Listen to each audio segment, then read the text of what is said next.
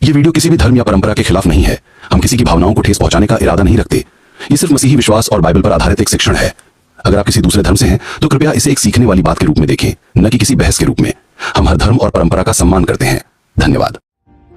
2000 सालों से बाइबल की ये भविष्यवाणी जो अब पूरी होने के कगार पर है। लगभग 2000 पहले ये भविष्यवाणी हुई थी। लोगों को इस पर विश्वास नहीं था और न ही इसके विषय में सोचा। अब ये कोई कहानी नहीं है, न ही ये किसी प्रकार की कोई कथा है, बल्कि लगभग 2000 साल पहले की भविष्यवाणी तीसरे मंदिर के निर्माण की अब पूरी होने जा रही है। अब क्या सच में तीसरा मंदिर इजराइल में बनने जा रहा है? क्या सचमुच में दुनिया का अंत है? अगर ऐसा है तो सच में बाइबल की वो लगभग 2000 साल पहले की भविष्यवाणी पूरी हो रही है।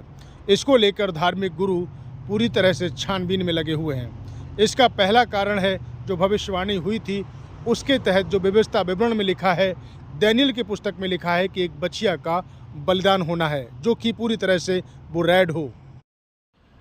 इजराइल की जेरूशलेम की धरती पर बताया जाता है कि ये रेड बछिया का बलिदान 8 जुलाई को हो चुका है। इसको लेकर इजराइल में बड़ी खबरें चल रही हैं। काफ़ी चर्चा का ये विषय बना हुआ है। गहन और गंभीरता की जांच करने के बाद ये पाया गया कि ये बछिया पूरी तरह से रेड है और उसके लिए वहाँ जो लेवी होता है उसने अपने आप को शुद्ध करने के बाद इस बछिया का बलिदान चढ़ाया है और उसकी राख से उस मंदिर के स्थान को पवित्र किया जाएगा। जिस जगह पर तीसरा मंदिर बनाया जाएगा वहाँ पर इस राख को छिड़क कर तीसरे मंदिर का निर्माण होना निश्चित किया गया है। इसको लेकर इजराइल में रब्बी और धर्मगुरुओं ने बड़ी सभा बुलाई और बच्चियों का छानबीन किया है, जिसमें गहनता के साथ जांच करने के बाद ये पता लगा कि बछिया पूरी तरह से रेड है। सितंबर 2022 में इन 5 लाल बच्चियों को इजराइल में लाया गया। गंभीरता से हर एक दोष की इनकी जांच की गई।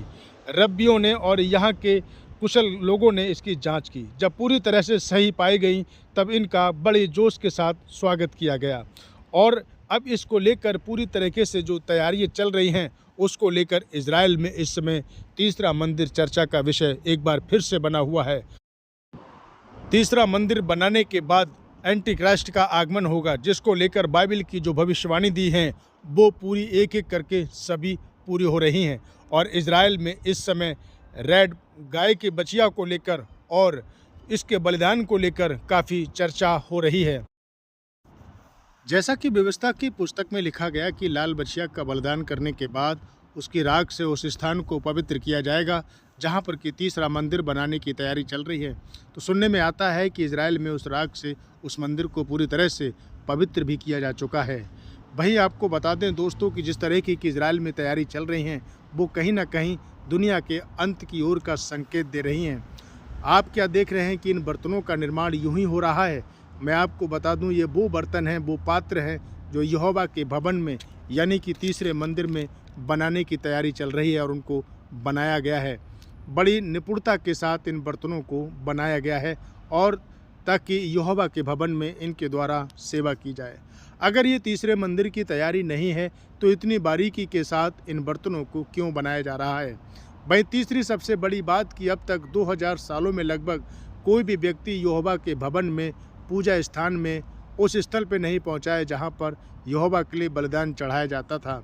इन बर्तनों को बनाने के बाद अब यहां पर जो तैयारी चल रही है वो प्रशिक्षण की तैयारी चल रही है।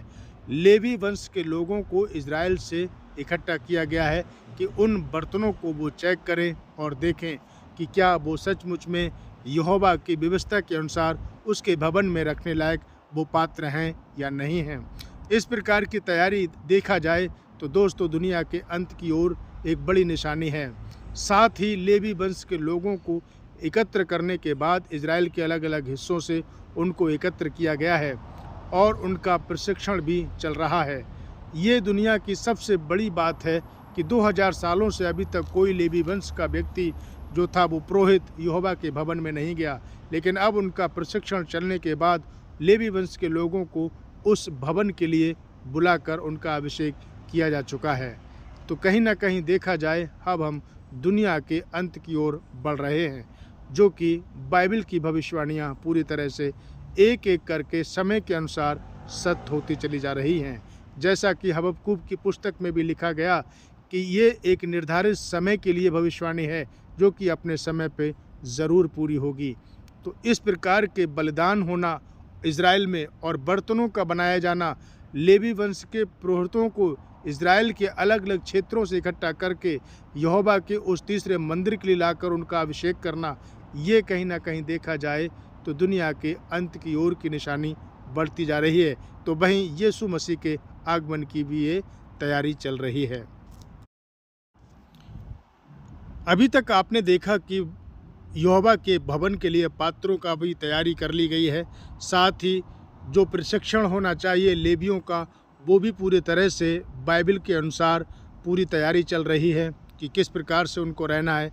बर्तन भी तैयार हैं, गाय भी तैयार हो गई, पुरोहित भी यहोवा के भवन के लिए तैयार हो चुके हैं। अब किस बात की देरी है? अब देरी इस बात की है कि केवल उस मंदिर को बनाने के लिए जो और सामग्री चाहिए उसकी पूरी तैयारी इज़राइल इस समय में कर रहा है। यहोवा के भवन में खड़े होने के तौर तरीके, लेवियों के किस प्रकार से उनको वस्त्र पहनना है, किस प्रकार से उनको खड़े रहना है, कैसे चलना है, बिल्कुल से बाइबल के अनुसार ही उन चीज़ों को अपने आप को ढाल रहे हैं।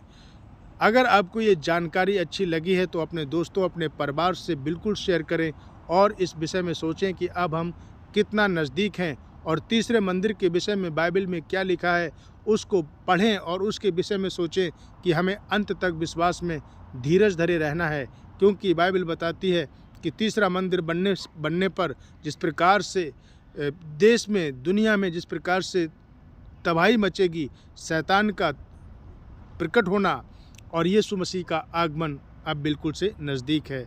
तो हमें और आपको, हम सबको तैयार रहना है इस बात को लेकर, अपने विश्वासों की परख रखना है, जिससे कि हम प्रभु के उस आगमन की भी तैयारी कर सकें। जिस प्रकार से यहूदी इस बात को नहीं जानते हैं कि यीशु मसीह का आगमन हो चुका है, वो तीसरा मंदिर का निर्माण करने के बाद यीशु मसीह के आगमन की, मसीहा की तैयारी कर रहे हैं, जबकि तीसरे मंदिर को बनने के बाद एंटी क्राइस्ट आकर उसमें बैठेगा और उसके बाद में यीशु मसीह का आगमन होगा।